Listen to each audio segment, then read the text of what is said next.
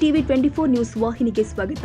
ಬೆಳಗಾವಿ ಜಿಲ್ಲೆಯ ಕಿತ್ತೂರು ವಿಧಾನಸಭಾ ಕ್ಷೇತ್ರದಲ್ಲಿ ಕಾಂಗ್ರೆಸ್ನಲ್ಲಿ ಕಂಪನ ಶುರುವಾಗಿದ್ದು, ಸತೀಶ್ ಜಾರಕಿಹೊಳಿ ಅಭಿಮಾನಿಗಳ ಸಂಘದ ಅಧ್ಯಕ್ಷ ಹಬೀಬ್ ಶಿಲೇದಾರ್ ಹಾಗೂ ದಲಿತ ಪರ ಹೋರಾಟಗಾರ ಚಂದ್ರಕಾಂತ ಕಾದ್ರೊಳ್ಳಿ ಅವರು ನಮ್ಮ ನ್ಯೂಸ್ ಸಮೂಹದ ರಾಜ್ಯ ಉಪಸಂಪಾದಕ ಬಸವರಾಜ್ ನಡೆಸಿದ ಸಂವಾದದಲ್ಲಿ ಕಿತ್ತೂರು ರಾಜಕಾರಣದ ವಿವಿಧ ರಾಜಕೀಯ ವಿಷಯಗಳ ಬಗ್ಗೆ ಮುಕ್ತವಾಗಿ ಹಂಚಿಕೊಂಡಿದ್ದಾರೆ.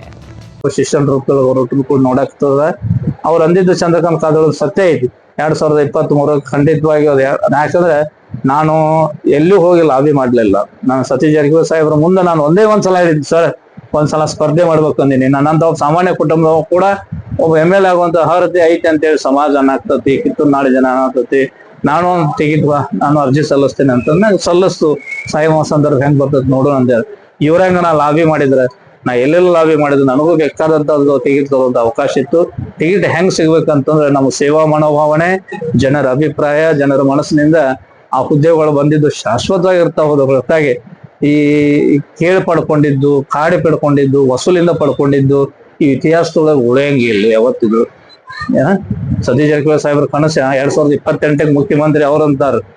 ಇವಾಗ ಮುಖ್ಯಮಂತ್ರಿ ಅಂತ ಅನ್ನಂಗಿಲ್ಲ. ಆದ್ರ ಅವ್ರ ಅಭಿಮಾನಿಗಳು, ನಾಡಿನ ಪ್ರಗತಿಪರ ಚಿಂತಕರು, ಇವತ್ತು ಪ್ರಜ್ಞಾವಂತರು ಈಗ ಮುಖ್ಯಮಂತ್ರಿ ಆಗ್ಬೇಕು ಅಂತೇಳಿ ಅವ್ರಿಗೆ ಅಂತಿರ್ತಾರೆ. ಯಾಕಂತಾರ ಅಂತಂದ್ರೆ ಅವ್ರು ಮಾಡುವಂತ ಕಾಯಕ ಮನೋಭಾವನೆ, ಅವ್ರು ಮಾಡುವಂತ ಒಂದು ಒಳ್ಳೆಯ ಕೆಲಸಗಳನ್ನ ಜನ ನೆಚ್ಕೊಂಡ್ ಅಂತಿರ್ತಾರೆ. ಹಂಗ ಹಬೀಬ್ ಶಿಲೇದಾರ್ಗೂ ಪಾಪ ಇಷ್ಟೆಲ್ಲಾ ಮಾಡಿತ್ತು, ನಾಡಿಗಾಗಿ ಬೇಕಾದ ಕೊಡತಾನ, ಎಲ್ಲಾ ಮಾಡತ್ತಾನ. ಅವಾಗೊಂದು ಸಂವಿಧಾನಿಕ ಒಂದು ಹುದ್ದೆ ಇದ್ದಿದ್ರೆ ಒಂದು ಒಳ್ಳೇದಾಕಿತ್ತು ಅಂತೇಳಿ ಜನ ಮಾತಾಡ್ತತಿ. ಜನ ಮಾತಾಡಿದ್ರೆ ಪಾಪ ತಪ್ಪಿಲ್ಲ. ಅವ್ರ ಅಭಿಪ್ರಾಯ ನಾನು ಖಂಡಿತವಾಗಿ 2028 ಖಂಡಿತವಾಗಿ ಮತ್ತೆ ನಾನು ಪೈಪೋಟಿಯನ್ನ ಕೊಡ್ತೀನಿ, ಮತ್ತೆ ಟಿಕೆಟ್ ಸಿಗ್ಲಿಕ್ಕೆ ಫೈಟ್ ಮಾಡ್ತೀನಿ. ನನ್ನ ಪಕ್ಷ ಕಾಂಗ್ರೆಸ್ ಪಕ್ಷ. ನಾ ಇನ್ನೊಂದು 10 ಪಕ್ಷಕ್ಕೆ ಹೋಗಿ ಬಂದಂತ ವ್ಯಕ್ತಿ ಅಲ್ಲ. ನನ್ನ ಕಾಂಗ್ರೆಸ್ ಪಕ್ಷ ನಮ್ಮ ತಂದೆ, ನಮ್ಮ ಅಜ್ಜಗಳು ಕಟ್ಟಿದಂತ ಪಕ್ಷ ಕಾಂಗ್ರೆಸ್ ಪಕ್ಷ ನಮ್ದು. ಯಾವತ್ತಿದ್ರು ಕಾಂಗ್ರೆಸ್ ಬಗ್ಗೆ ನಾನೆಲ್ಲಾ ಹೇಳಿಕೆಗಳು ನೋಡ್ಬೇಕು. ನಾ ಹಿಂದ ಮಹಂತೇಶ್ ದೊಡ್ಡಗೌಡರು ಬಿಜೆಪಿ ಇದ್ದಾಗ ಬಿಜೆಪಿ ವಿರುದ್ಧ ನಾ ಎಷ್ಟು ಹೋರಾಟ ಮಾಡಿದೀನಿ, ಅವ್ರ ವಿರುದ್ಧ ಎಷ್ಟು ನಾವು ಇದನ್ನ ಮಾಡಿದೀನಿ ಅನ್ನೋದು ನನ್ನ ಸೋಷಿಯಲ್ ಮೀಡಿಯಾದಾಗ ಇವತ್ತು ನಾನು ಯೂಟ್ಯೂಬ್ ತೆಗೆದು ನೋಡ್ರೆ ಗೊತ್ತಾಗ್ತದೆ. ಏನ್ ಪಕ್ಷಕ್ಕಾಗಿ ನಾವು ಎಷ್ಟು ಇದು ಮಾಡಿದೀನಿ, ಪಕ್ಷ ಗೆಲ್ಲಿ ಅಂತೇಳಿ ತಾಯಿ ಮೇಲೆ ಪ್ರಮಾಣ ಮಾಡಿ ನಾವು ಹೋರಾಟ ಮಾಡಿದ್ದೀನಿ. ಒಬ್ಬ ಬಡ ಮನುಷ್ಯ ಇದ್ರು ನಾನು ಪ್ರಜಾಧ್ವನಿ ಕಾರ್ಯಕ್ರಮದ ಭಾಗ ಲಕ್ಷಗಟ್ಟಲೆ ಖರ್ಚು ಮಾಡಿ ಜನರನ್ನು ಕರ್ಕೊಂಡ್ ಬಂದ ಒಕ್ಕಟ್ಟಾಗಿ ನನ್ನ ಕಾಂಗ್ರೆಸ್ ಗೆದಿಲಿ ಅಂತ ಹೇಳಿ ಮಾಡಿದ್ದೀನಿ. ನನ್ನ ಕಾಂಗ್ರೆಸ್ ಸೋಲ್ ಅಂತ ಹೇಳಿ ಮಾಡಿಲ್ಲ. ಹೌದೈತೆ, ನಾನು ಆಸೆಗಾಗಿ ಆ ಪಾರ್ಟಿಗೆ ಹೋಗಿ ಈ ಪಾರ್ಟಿಗೆ ಹೋಗಿ 12 ಪಾರ್ಟಿಗೆ ನಾ ಅಡ್ಡಾಡಿ ಬಂದಂತ ಮನುಷ್ಯ ಅಲ್ಲ. ನಾ ಯಾವ ಪಕ್ಷ ನೋಡ್ರಿ, ಈಗ ಪಕ್ಷ ದ್ರೋಹ ಚಟುವಟಿಕೆ ಅಂತ ಅಂದ್ರೆ ಏನ, ಆ ಪಕ್ಷದ ಏನಾರ ಲಾಭ ತಗೊಂಡಿರ್ಬೇಕು. ಆ ಪಕ್ಷದ ಲಾಭ ತಗೊಂಡ ಪಕ್ಷಕ್ಕೆ ಏನಾರ ದ್ರೋಹ ಮಾಡಿದ್ರು ಪಕ್ಷ ವಿರೋಧ ಚಟುವಟಿಕೆ.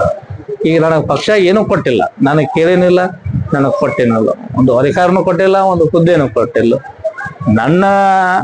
ನಮ್ಮ ತಂದೆ ಕಾಲದಿಂದ ನಮ್ಮ ಕೊಡುಗೆ ಪಕ್ಷಕ್ಕೆ ಹೊರತಾಗಿ ಪಕ್ಷದ ಇದು ನನ್ನ ಮೇಲಿಲ್ಲ. ಏನಂತ ಹೇಳಿದ್ರೆ ಋಣ ನನ್ನ ಮೇಲಿಲ್ಲ. ಋಣ ಕಾಂಗ್ರೆಸ್ ಪಕ್ಷದ ಋಣ ಸಮಾಜದ ಮೇಲೆ ಐತಿ, ರಾಜ್ಯದ ಮೇಲೆ ಐತಿ, ರಾಷ್ಟ್ರದ ಮೇಲೆ ಐತಿ. ವೈಯಕ್ತಿಕವಾಗಿ ನಮ್ಮ ಮೇಲೆ ಇಲ್ಲ. ಕಳೆದ ಬಾರಿ 2023ರಲ್ಲಿ ಹಬೀಬಣ್ಣ ಶಿಲೇದಾರ್ ಟಿಕೆಟ್ ಸಿಗಬೇಕಾಗಿತ್ತು. ಅಲ್ಲಿ ಷಡ್ಯಂತರಗಳಿಂದ ಬೇರೆಯವರು ಟಿಕೆಟ್ ಸಿಕ್ಕು ಅವ್ರನ್ನ ಮೂಲೆ ಗುಂಪು ಮಾಡುವಂತಹ ಪ್ರಯತ್ನಗಳು ಬಹಳ ನಡೆದು. ಆದ್ರೆ ಈ ಬಾರಿ 2028 ಚುನಾವಣೆಯಲ್ಲಿ ಅವ್ರಿಗೆ ಖಂಡಿತವಾಗಿ ಟಿಕೆಟ್ ಸಿಗ್ತದೆ. ಈ ಭಾಗದ ಶಾಸಕರಾಗ್ತಾರೆ. ಈಗಿರುವಂತ ಶಾಸಕರು ಏನ್ ಕೆಲಸ ಮಾಡ್ತಾ ಇದ್ದಾರೆ, ಹಿಂದಿನ ಶಾಸಕರು ಏನ್ ಕೆಲಸ ಮಾಡಿದಾರೆ ಅನ್ನೋದನ್ನ ಈ ಭಾಗದ ಜನ ನೋಡ್ತಾ ಇದ್ದಾರೆ. ಅದು ಎಷ್ಟು ಒಳ್ಳೇದು ಎಷ್ಟು ಕೆಟ್ಟದ್ದು ಅನ್ನೋದನ್ನ ಮತದಾರರೇ ತೀರ್ಮಾನ ಮಾಡುವಂತ ದಿನಗಳಿವೆ. ಹಾಗಾಗಿ ಹಬೀಬಣ್ಣ ಶಿಲೇದಾರ್ ಅವರು ಈ ಭಾಗದ ಮುಂದಿನ ಶಾಸಕರು, ಭಾವಿ ಶಾಸಕರು ಅಂತೇಳಿ ನಾವು ಬಹಳ ಖುಷಿಯಿಂದ ಹೇಳ್ತೇನೆ. ಯಾಕಂದ್ರೆ ನಮ್ಮ ಸಮುದಾಯದ ಅನೇಕ ಮತದಾರರು ನಾವೆಲ್ಲ ಅವ್ರ ಪರವಾಗಿ ನಿಂತು ಕೆಲಸ ಮಾಡ್ತೀವಿ.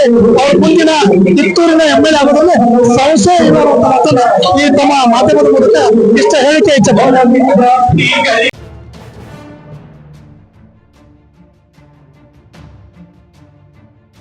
ಕನ್ನಡಿಗರ ಮೆಚ್ಚಿನ ನಿಮ್ಮ ಟಿವಿ 24 ಕನ್ನಡ ನ್ಯೂಸ್ ವಾಹಿನಿ ಇದೀಗ ಟಿವಿಯಲ್ಲಿ ಲಭ್ಯ.